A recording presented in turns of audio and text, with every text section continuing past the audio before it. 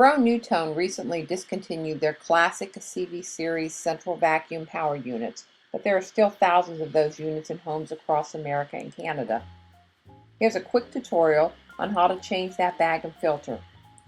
First, unclamp the dirt canister from the motor pod. Next, grab the cardboard collar on the bag and pull it off.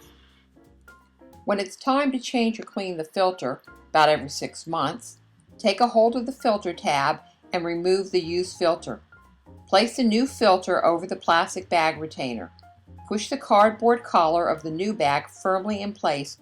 Reattach the dirt canister and you're ready to clean.